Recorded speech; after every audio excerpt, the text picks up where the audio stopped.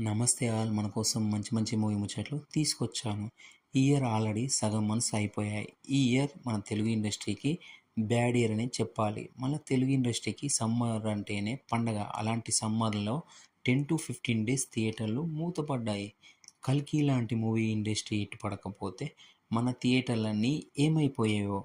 ఈ ఇయర్ చాలా డల్ ఉంది. మన తెలుగులో ఎన్ని మూవీస్ హిట్ అయ్యాయో ఇప్పుడు తెలుసుకుందాం. జనవరి స్టార్టింగ్లోనే Hanuman movie unanimous block buster అయింది.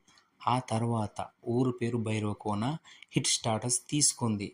మన సిద్ధు అన్న టిల్లు స్క్వేర్ తోటి బ్లాక్ బస్టర్ హిట్ కొట్టాడు. ఈ మూవీతోటే తెలుగు ఇండస్ట్రీ కొంచెం ఊపిరి పీల్చుకుంది. విశ్వక్సేన్ అన్న గామి మూవీతో తెలుగులో సూపర్ హిట్ అయింది.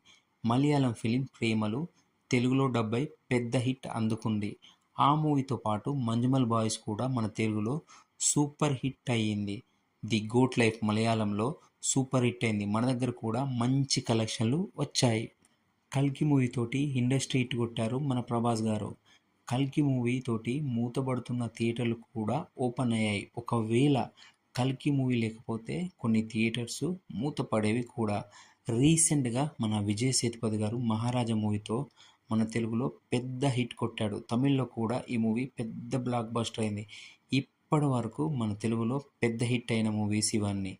మీకు ఇంకేమైనా మూవీస్ నచ్చితే కింద కామెంట్ చేయండి. మరిన్ని మూవీ చెట్ల కోసం మన ఛానల్ సబ్స్క్రైబ్ చేయండి. Thank you all.